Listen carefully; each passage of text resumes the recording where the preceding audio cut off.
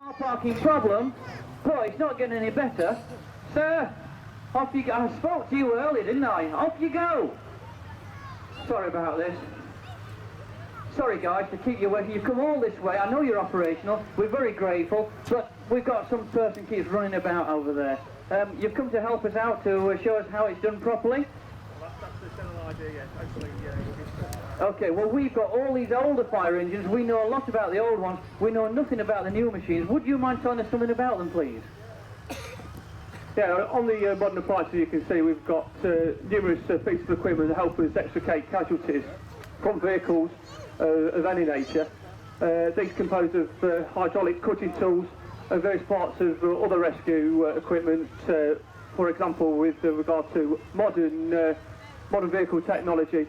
Airbags is one particular one that we have problems with. Obviously we don't want them to explode, so we've got a system that will protect our firefighters, not only the firefighters but the casualty which we're trying to rescue.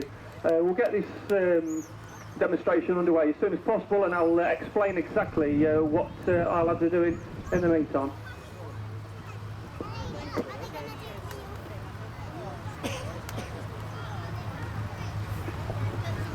As you can see, the appliances are now attending the incident. Our normal predetermined attendance for an incident of this nature would be 2 firefighting appliances with hopefully around 10 firefighters to deal with the incident.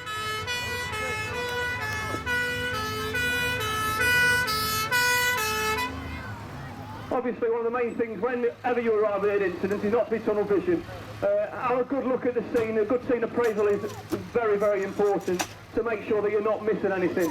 Our priority is to extricate the casualty from the situation and get into the place of definitive care, which will be hospital. We talk about the golden hour as what we tend to follow, and try to get them to a place of definitive care within 1 hour, and that's treatment in an accident emergency department or an intensive care. So the OIC has just had a quick appraisal of the situation. He's having a look. He's looking to see who's involved in the vehicle. So there's one casualty, but also he's having a look to make sure there's nothing else been involved in the incident, which would be other vehicles, for example, any pedestrians that are walking across the road. So to make sure that he knows exactly what's going on the incident ground. Simultaneous activity going on, as you can see. Hose reel jet been laid out. This in case that there's a fire involved, and obviously I don't have to explain too much detail what would happen if there's a fire when you've got a casualty inside of the vehicle. So we normally have a hose reel jet and in some cases a dry powder extinguisher. So I see he's having a good look at the vehicle to tell us what the propellant is and how it works. Obviously petrol and diesel are more commonplace, but we have LPG now, which gives us a lot more operational hazards. So he's having a quick look at the vehicle. He's made the assessment that it's a petrol vehicle. As you can see also, with the rest of the firefighters, they're stabilising the vehicle. Obviously any movement that's incurred to a casualty within inside the vehicle could, in fact, make their injuries worse. So to make sure that the vehicle is stable, he uses blocks. We've got some support services coming along now, which is invaluable in a situation like this. A multi-service response for the ambulance and paramedics is vital, and teamwork is very important. As I talked about the stabilisation, one of the major important things of a vehicle and a casualty is to make sure the casualty is stable. As you can see, the paramedic is now trying to put a collar onto the casualty. This to stabilise the back and neck. Obviously I don't explain too far, if somebody's neck's broken, the outcome could be catastrophic, so we treat this extremely careful. He's being assisted now by one of the firefighters who's actually got into the vehicle to stabilise the neck.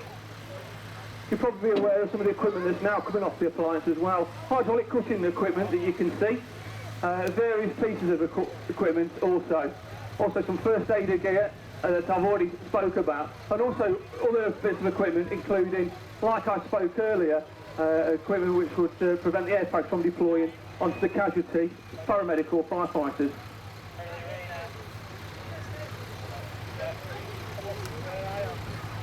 So once the OIC's made the assessment, we've got computers on our appliances nowadays which will give us some information about the vehicle to which we're dealing with and the hazards that can be come across. What's vitally important with any vehicle is to make sure that you know how the vehicle is made up. It also gives some indication of where we need to cut. Obviously, within a modern vehicle and the technology that's inside it, we could in fact make the situation very much worse if we didn't cut in the right place. So we need to expose. Within most of the vehicles that you can see, we have side impact bars, seatbelt tensioners. And if you cut one of these inadvertently, you could potentially make the casualties condition and the firefighter's safety.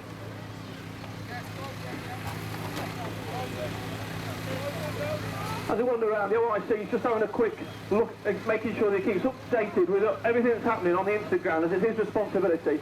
Looking at the welfare not only of his staff but also of the casualty, and liaising with the other members of the emergency services, you can see. It's a great team effort, as you can see. There's lots of simultaneous activity. For those of you who can't see, what these firefighters are trying to do is gain access into the vehicle. Obviously this vehicle, it's not really been badly damaged, as obviously it was driven onto the incident ground. But you can imagine some of the incidents we go to that the car is unrecognisable. So the tools that we're using to gain access are very important. So what we're doing at the moment is trying to gain access to the casualty to do a better detailed casualty assessment. So using the spreading tool to spread open the door and a cutting combi tool as well.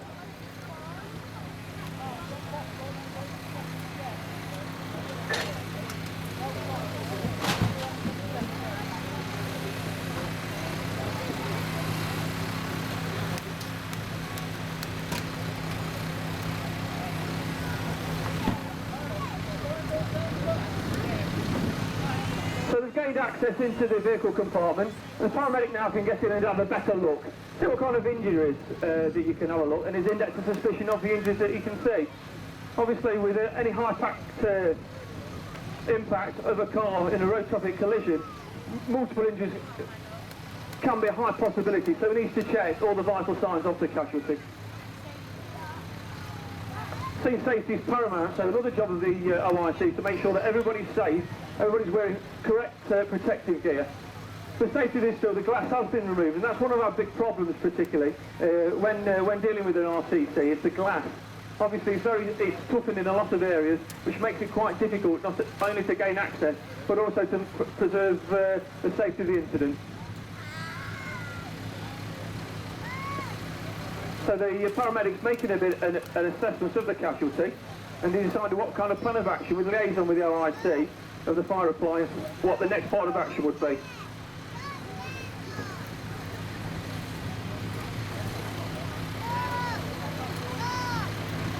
For the purpose of the drill, they're just going to pop the door off, but the plan